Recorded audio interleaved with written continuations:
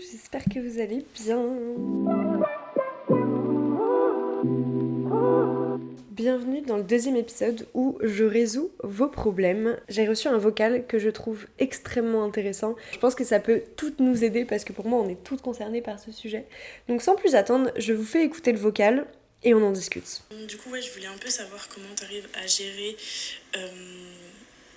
on va dire, le mindset d'entrepreneur, de dire que, de toujours aller chercher les résultats, etc. Comment pas tomber un peu dans cette spirale où, quand tu stagnes, genre, c'est limite, tu sais, t'as l'impression que c'est un énorme échec et tu te sens vraiment pas bien et t'as envie de lâcher, mais tu lâches pas parce que derrière, t'as quand même envie d'y arriver, tu vois.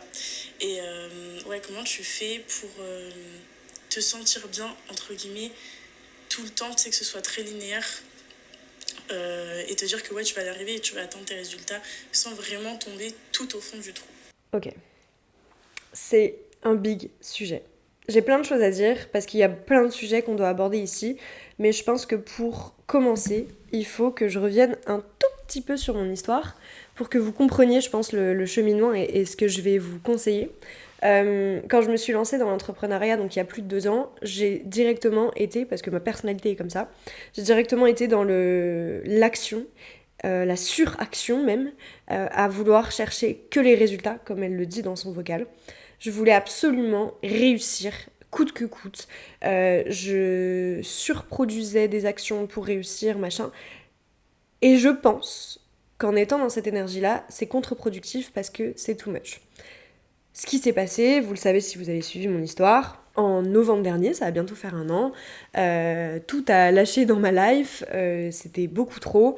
J'étais arrivée à un état où je pense que j'étais proche, si ce n'est dedans, j'en sais rien, je sais pas, burn-out, tous les mots qu'on peut mettre. En tout cas, ce qui est sûr, c'est que dans les faits, je ne prenais plus le temps de me laver, ni plus le temps de me manger, plus le temps de m'habiller, et je ne faisais que travailler. Puis quelque chose de très grave personnellement est arrivé, et là je me suis dit, en fait, j'ai même pas le temps de gérer cette situation parce que je dois travailler pour gagner. Alors, c'était bien, mais je veux dire, je gagnais, je sais pas combien j'ai gagné. Je générais, je pense, 2000-2005 à peu près. T'enlèves les charges et tout, ça te fait pas non plus un salaire de ouf, clairement. Bref, il s'est passé ça, et à partir de ce moment-là, je me suis dit qu'il fallait que j'équilibre mon énergie. Et c'est là que tout a changé. À partir du moment où j'ai appris à m'écouter, j'ai appris que j'ai des moments où je suis plus dans une énergie féminine, il y a des moments où je suis plus dans une énergie masculine, c'est l'énergie yin-yang, hyper ironique puisque c'est un de mes tatouages que j'ai ici, que j'ai tatoué justement pour me souvenir que j'avais besoin de cet équilibre dans ma vie.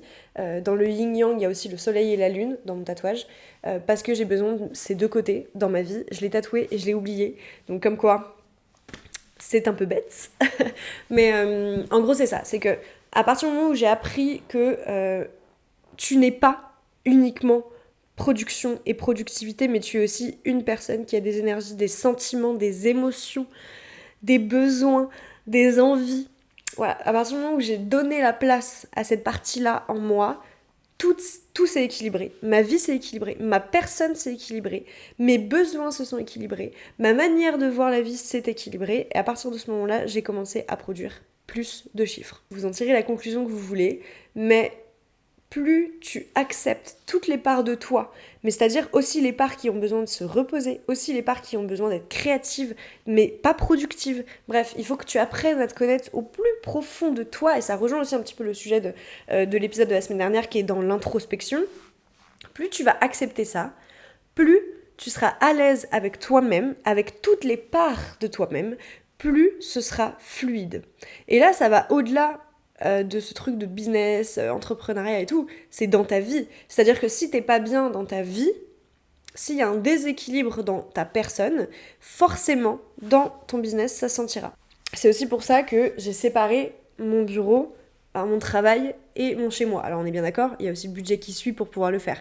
Mais dans tous les cas, il y a toujours des techniques pour le faire. Ça, c'est ma première réponse, déjà. Creuser en toi pour comprendre comment tu fonctionnes, comment tu veux fonctionner. Deuxième chose, c'est... désolée si je remets tout en question, mais c'est qu'est-ce que tu veux faire concrètement ? Et c'est mon travail actuellement avec ma coach. Qu'est-ce que tu représentes en fait? Pourquoi tu es payé? Qu'est-ce que tu vends? Quoi? Et peut-être qu'en fait, t'es pas aligné. T'es pas aligné à ce que tu proposes, t'es pas aligné à ce que tu fais. Ça veut pas dire qu'il faut changer tout ton business et tout ce que tu fais. On n'est pas sur ça. Ça veut peut-être dire que, je sais pas, le format que tu vends, peut-être qu'il te correspond pas. Peut-être que la plateforme sur laquelle t'es ne te correspond pas. Peut-être que la manière dont tu vends ne te correspond pas. Il y a forcément quelque chose qui bloque pour que tu sois dans ce truc où t'es obligé de penser à productivité, plus. Si c'est ta place, pour moi c'est fluide.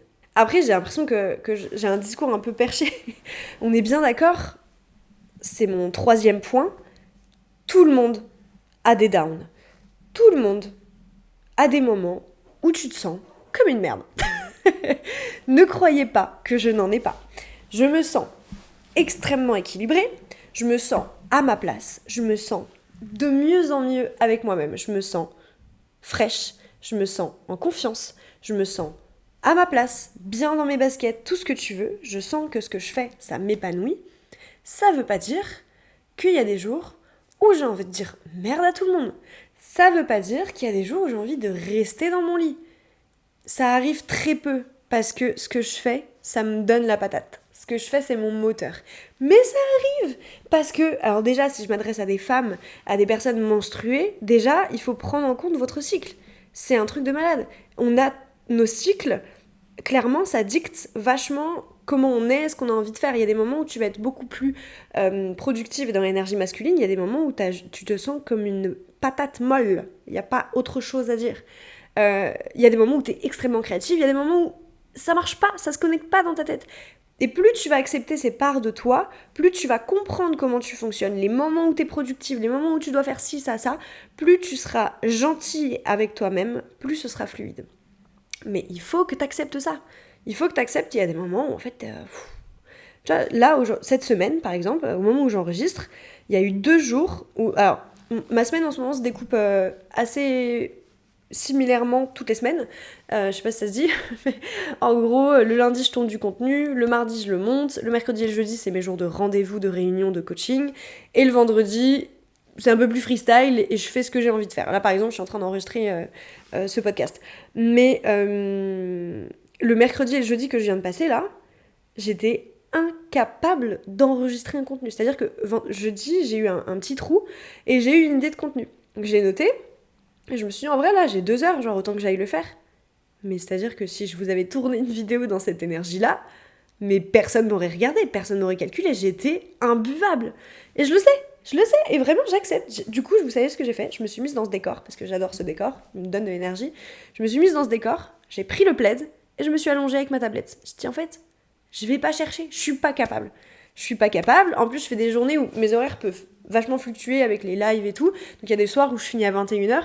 Donc en fait, je suis trop gentille avec moi-même. Je suis en mode, mais hier, t'as fini à 21h. Détends-toi, si t'as envie de te poser pendant 1 heure, qui t'en empêche? Mes objectifs sont atteints. Et c'est pas parce que je travaille 1 heure de plus aujourd'hui ou 1 heure de moins aujourd'hui que mes objectifs vont changer, que ma productivité va changer. Justement, au contraire, plus j'apprends à me connaître, plus j'apprends comment je fonctionne, plus je serai productive et plus j'irai atteindre mes objectifs.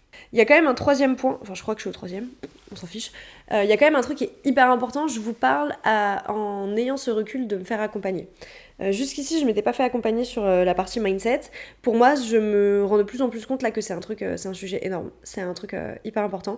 Et c'est aussi pour ça que j'ai de plus en plus envie de vous partager ça sur tous mes réseaux. Parce qu'en fait, c'est aussi une part de moi que j'avais enfouie dans cette course à la productivité, dans cette course à faire plus, produire plus et tout. J'étais vachement dans ce truc très énergie masculine et j'ai oublié tout ce côté de moi qui est hyper important, où je prends soin de moi, où je travaille sur moi, où j'écris, je lis. Bref, il y a énormément de choses que je fais et je me rends compte que j'ai beaucoup plus envie de partager sur ça. Donc bref, c'est aussi pour ça que je pense naturellement vous m'avez demandé des conseils là-dessus. C'est peut-être un truc qui est fait pour moi, que j'ai envie de dégager en ce moment en tout cas. Et vous voyez ça, j'accepte. C'est-à-dire que si mes sujets changent, si ce que je dois vous proposer change, j'accepte. Il faut que tu penses comme ça dans ton business. Peut-être que t'es pas assez dans le flow en fait. Il y a des moments où t'es faite pour produire beaucoup, il y a des moments où t'es faite pour être dans le flow et laisser les choses venir à toi. Si tu y crois, ça fonctionne. Et je sais que là, tu te dis, waouh, t'es en train de m'emmener sur un truc super spirituel, mais pas du tout. Pas du tout. C'est prouvé scientifiquement. Ce que tu penses dans ton cerveau ne fait pas la différence entre ce que tu visualises dans ta tête et ce qui se produit. Il n'y a pas de différence entre la réalité et ce qu'il y a dans ta tête. Donc plus tu vas faire vivre ce qu'il y a dans ta tête dans ta réalité, plus ça arrivera, plus ce sera ta réalité dans la vraie vie, dans le concret. Ok, j'ai réécouté le vocal. Il y a un autre sujet, c'est quand tu stagnes, t'as l'impression que c'est un énorme échec. Pourquoi c'est un échec pour toi ? Pourquoi le fait... alors, stagner, je sais pas si tu parles de chiffres, si tu parles je sais pas, de partenariat, d'objectifs, je sais pas. En tout cas, si je prends le plus classique, ça va être les chiffres. Si tu stagnes à... donnons un exemple concret, hein, si tu stagnes à 3 000 euros, 2005, allez, 2005. Tu stagnes à 2005. Pourquoi c'est un échec ? Est-ce que c'est parce que ça te suffit pas pour vivre ? T'as besoin de plus, donc effectivement, c'est compliqué. Est-ce que c'est parce que tu t'es mis en tête que pour réussir, il faut toujours être en croissance ? Est-ce que c'est parce que dans tes objectifs, dans ta vision de la vie, tu veux profondément être en croissance ? Est-ce que c'est parce que tu as un objectif plus gros qui nécessite de la trésor ? Demande-toi pourquoi tu associes le fait de stagner à l'échec.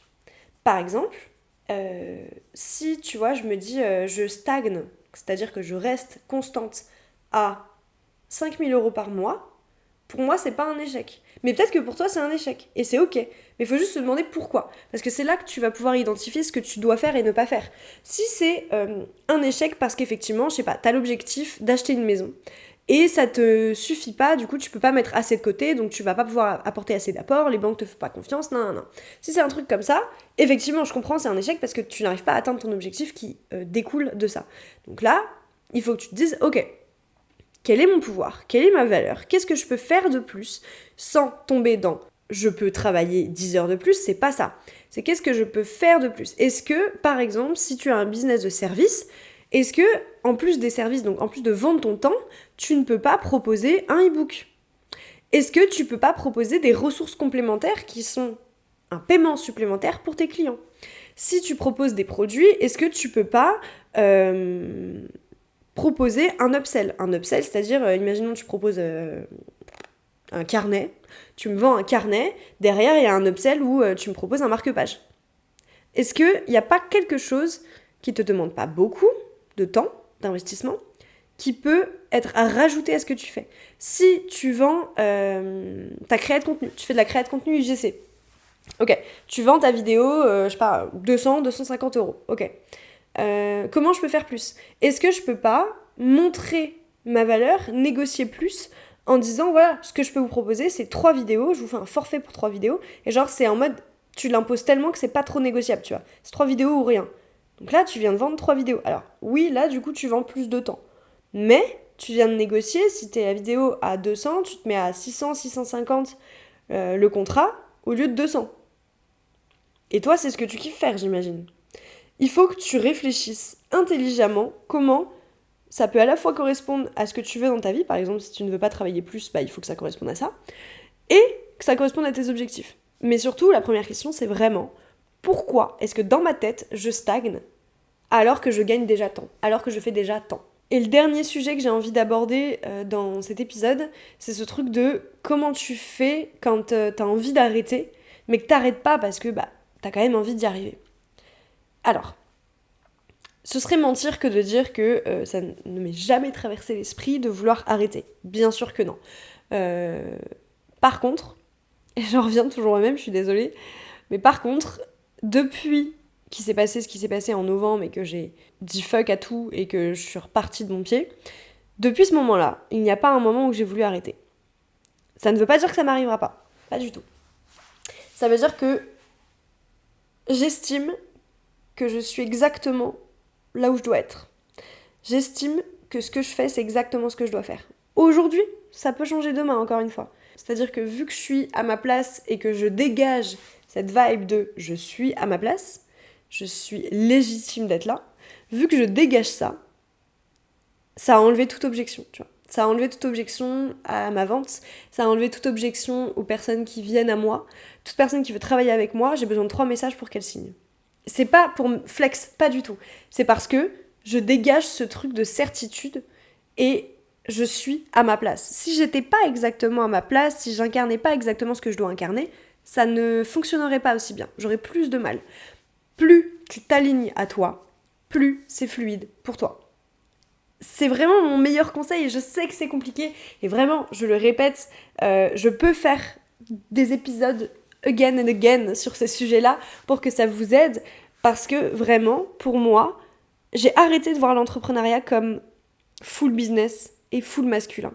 J'ai commencé à voir le business comme du flow, comme une extension de moi mais positive. C'est-à-dire que ce que je dégage, ma vibe, c'est mon entreprise aussi. Et je veux attirer des personnes qui sont dans cette vibe-là. Et naturellement, si c'est ce que tu dégages, tu attireras ces personnes-là.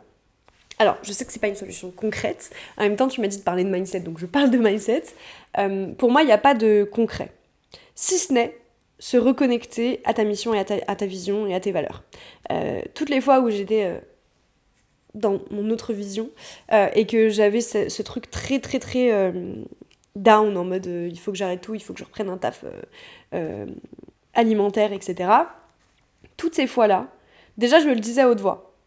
Vois comment ça fonctionne pour toi. Hein. Je le disais à haute voix. Genre j'allais voir mon mec et je lui disais là c'est bon, je reprends un taf. Et de le dire, ça me faisait tellement peur que ça me faisait un électrochoc en mode non, hors de question. Déjà ça. Et deuxièmement, je prenais mon vision board. Je prenais un crayon, un papier et j'écrivais. C'est quoi ma vision ? Pourquoi je fais ça ? Pourquoi je suis en train de galérer ? Bah, parce que mon objectif de vie, c'est ça.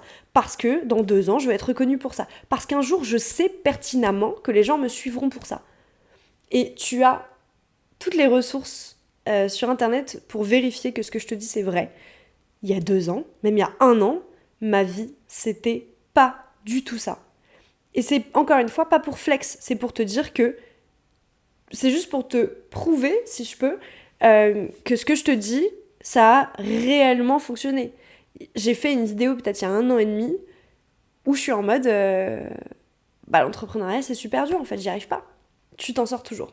Si tu es faite pour ça, si le chemin s'ouvre à toi, tu y arriveras. Je sais que c'est dur, cet épisode pourra être en boucle dans ta tête quand c'est dur, mais n'aie aucun doute sur le fait que tu es faite pour ça. C'était encore un épisode assez intense sur le plan mindset. J'espère que ça vous a plu, j'espère que ça vous a aidé, j'espère que ça t'a aidé, toi qui m'as envoyé ce vocal. Encore une fois, n'hésitez pas à m'envoyer des vocaux sur Insta. Je pense que je suis prête pour faire 10-15 épisodes, franchement. Merci beaucoup d'avoir écouté ou suivi sur YouTube. N'hésitez pas à me rejoindre sur toutes les plateformes. Vous avez tous les liens sur les plateformes d'écoute ou dans la barre de description sur YouTube. Je vous dis à dimanche pour le prochain podcast et à mercredi pour YouTube. Et je vous fais des bisous.